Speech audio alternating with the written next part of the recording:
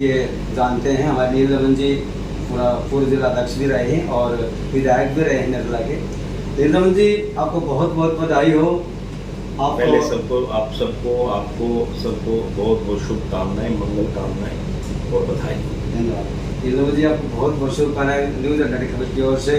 जो आपने दिल्ली की 7 सीटों पर बड़ी मेहनत के साथ विजय प्राप्त की, खासकर निर्मला की सीट पर आपकी मेहनत रंग लाई है और लाती रही है हमेशा, और निर्मला की जनता आपको प्रेम भी बहुत है। देखो, ये जो प्रेम है ये मेरे से अधिक जो है भाजपा से प्रेम करते हैं दिल्ली के लोग, और आदरणीय मोदी जी से प्रेम करते हैं दिल्ली के लोग। और दिल्ली की जनता बहुत पढ़ी लिखी है, समझदार है, हर विषय को समझती है। ये दिल्ली का जो मतदाता है वो किसी के बहकावे में नहीं आता। और जो केजरीवाल की सरकार इन्होंने बनाया था उसको भी जवाब दिया है कि केजरीवाल ठीक से काम नहीं कर रहा है, जो उसने वादे किए थे वो ठीक नहीं पूरे किए, इसलिए ये उसके खिलाफ भी जनादेश है। तो निश्चित रूप से दिल्ली की जनता ने जो फैसला किया है, हमारे आदरणीय योगेंद्र चंदोलिया जी तो दिल्ली में सबसे अधिक मतों से लगभग 3 लाख मतों से जीते हैं। उसके अलावा भी हमारे सातों के सातों प्रत्याशी लाखों मतों से जीत करके आए हैं। यह दिल्ली की जनता का प्यार, मोदी के प्रति विश्वास, और दिल्ली में जो सरकार बैठी है उन्होंने जो विश्वासघात किया दिल्ली के लोगों के लिए, उसके खिलाफ लोगों ने मत दिया। मोदी जी के सातों सांसद यहाँ से जीत करके गए। इसलिए मैं समस्त दिल्ली वासियों को उनको हार्दिक शुभकामनाएं देता हूँ, उनका आभार व्यक्त करता हूँ, उनका धन्यवाद करता हूँ कि उन्होंने जो सोच समझ के मतदान किया है। इसलिए मैं सभी का आभार पुनः व्यक्त करता हूं और सभी को बधाई भी देता हूं, शुभकामनाएं देता हूं, मंगल कामनाएं देता हूं। सबका धन्यवाद। केजरीवाल का काम नहीं आया, बड़ा चुनाव में बड़ी बड़ी बातें की, बड़े बड़े वादे किए हैं, लेकिन पहले रहते अगर ये काम को करते, जनता की समस्याओं का ध्यान देते तो ये आज नौबत नहीं आती। इसको आम आदमी पार्टी को भी अपनी कर्मों का फल भोगना पड़ा। ये भी आपके सामने नील रमन जी, जनता ने उसका आशीर्वाद भी उस पार्टी को दिया है। देखो, यह पार्टी जो आम आदमी पार्टी का जिसका जन्म हुआ है, वो झूठ की बैसाखियों पर इसका जन्म हुआ है। और देश की जनता, दिल्ली की जनता, पंजाब की जनता, कई जगह उन्होंने इस पर विश्वास भी किया। दिल्ली के अंदर इनको तीसरी बार सत्ता दी, पंजाब के अंदर इनको सत्ता दी, लेकिन इनका जो लोगों के अंदर विश्वास था वो खत्म हो गया। इन्होंने जो झूठ बोली, यानी वहाँ का इनका जो प्रचार वहाँ भी काम नहीं आया, झूठ वहाँ भी नहीं चला। आप देख रहे हो कि पंजाब की हालात क्या हुई है। और इन्होंने एक सांसद को, हरियाणा में भी इनका एक सांसद लड़ा था, उसका भी हार तय हुई है, लोगों ने हराया है और नवीन जिंदल जी वहां से जीते हैं। पंजाब से 3 सीट, देखो ना, जिस पार्टी का इतना बड़ा बहुमत पंजाब में आया हो, जिस पार्टी के 62 विधायक दिल्ली में हो 70 में से, उस पार्टी की एक भी सीट नहीं आई पंजाब से। उसके साथ जिन्होंने गठबंधन दिल्ली में किया उनकी एक सीट नहीं आई। पंजाब में अलग अलग लड़े लोग जो हैं सब समझते हैं। और देश की जनता का मैं धन्यवाद देना चाहता हूं। 1962 के बाद पहली बार ऐसा हुआ है कि किसी सरकार पे तीसरी बार विश्वास किया देश की जनता ने। दिल्ली की गद्दी के लिए आदरणीय मोदी जी को तीसरी बार प्रधानमंत्री देश की जनता चाहती है। ये 1962 से पहले तो हुआ था, लेकिन 60-65 साल में ऐसा पहली बार इस देश में हुआ कि तीसरी बार, तीसरे टर्म में किसी प्रधानमंत्री को लोगों ने पसंद किया, तो वो आदरणीय मोदी जी हैं। और निश्चित रूप से एनडीए को बहुमत तीसरी बार आया है और एनडीए की सरकार जल्दी बनेगी और आदरणीय मोदी जी इस देश के तीसरी बार प्रधानमंत्री बनेंगे। नील जी, जो अपने प्रत्याशी रहे लोकसभा के चंदोलिया जी, उन्होंने काफी वादे किए हैं, आपको क्या विश्वास या जनता के विश्वास के वादे पूरे होंगे? क्योंकि पहले तो एमपी आए थे, पहले हंसराज सिंह, वो उन्होंने कोई काम नहीं किया, जनता का ये भी कहना रहा, लेकिन मोदी जी के प्रेम के चलते उन्होंने चंदोलिया जी को बड़ी अच्छी जीत दिलाई है। निर्मला की जनता बहुत उनसे आस रखती है, उम्मीद रखती है। मैं खड़े उतरेंगे। मैं बिल्कुल आपकी बात से स्वीकार करता हूं कि पिछले 10 साल भाजपा के सांसद यहाँ से रहे लेकिन जो इससे पहले सांसद थे उनको पार्टी ने टिकट नहीं दिया सिर्फ इसलिए कि जनता के काम नहीं किए। वो कांग्रेस से अब लड़े हैं, उनकी हालात क्या हुई आपको पता है, 3 लाख से हार।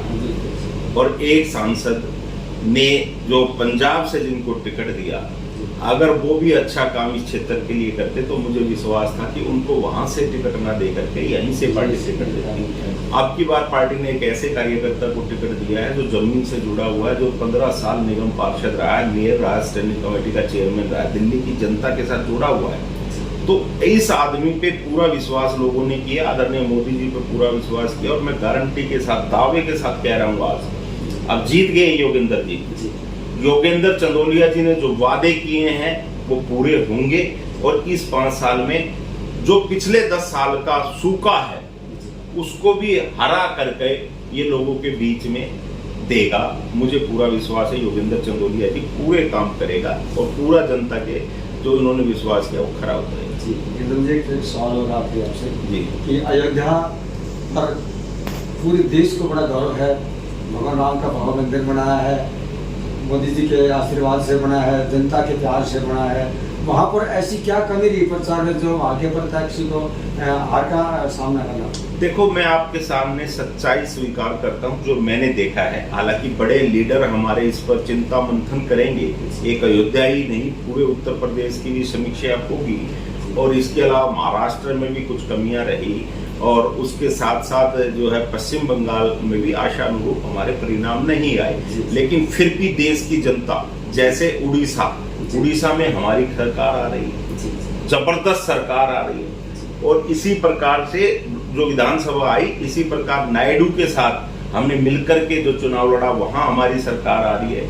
विधानसभा के चुनाव में हमारी सरकार आई, बहुत सारी जगह सुपड़ा साफ हो गया, चाहे वो गुजरात हो, चाहे वो मध्य प्रदेश हो, दिल्ली हो, उत्तराखंड हो, हिमाचल प्रदेश हो, कोई भी पार्टी दिखाई नहीं देती बहुत सारे राज्यों में। लेकिन यहाँ क्या है, मैं आपको बात बताऊं, मुझे ऐसा लगता है कि यहाँ जो झूठ का पुलंदा कांग्रेस का और इंडिया का था कि ये संविधान को बदल देंगे, और जो अंबेडकर जी द्वारा संविधान रचा गया है, जो रचना की गई है, उसको ये बदल देंगे।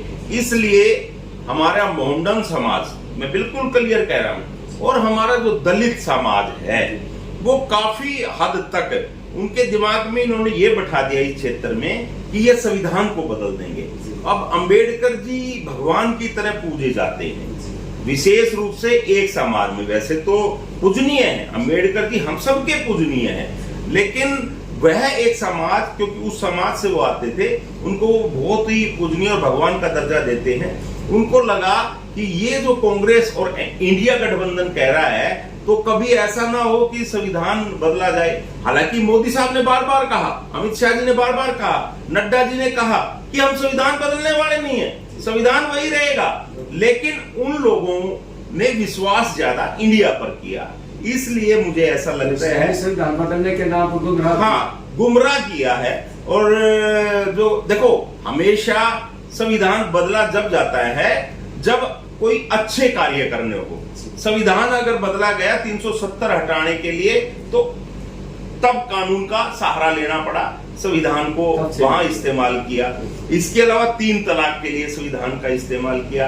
इसके अलावा बहुत सारी चीजें ऐसी हैं जो अच्छे कार्य करने के लिए संविधान के निर्माण नए नए किए जा सकते हैं, लेकिन जनता के हितों के लिए।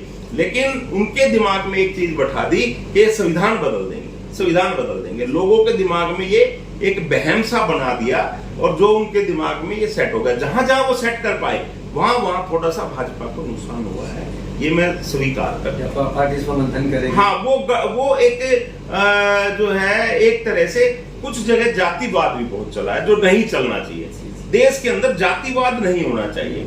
तो कुछ जगह मैं बिल्कुल खुल के कह रहा हूं कि कुछ लोग एक समाज से, उत्तर प्रदेश और बिहार में आते हैं, एक कम्युनिटी से, वो लोग और दलित समाज और मोहम्मदन समाज, इस तरह का एक गठजोड़ हुआ, जिसके कारण जहां जहां ये असर हुआ उसके कारण हम कुछ सीट कम ले पाए। लेकिन फिर भी देश की जनता ने पूर्ण रूप से आदरणीय मोदी जी के समर्थन में वोट किया है, और 1962 के बाद पुनः अगर किसी प्रधानमंत्री पे देश की जनता ने विश्वास किया है तो आदरणीय मोदी जी पे किया है। इसलिए एनडीए की सरकार बन रही है और आदरणीय मोदी जी तीसरी बार प्रधानमंत्री बनके और ये दिखाएंगे, जिन लोगों को इन्होंने गलतफहमी की है कि अगले 5 साल में, ये भी दिखाएंगे कि इस प्रकार का जो झूठा उन्होंने प्रचार किया वो ऐसा होने वाला है।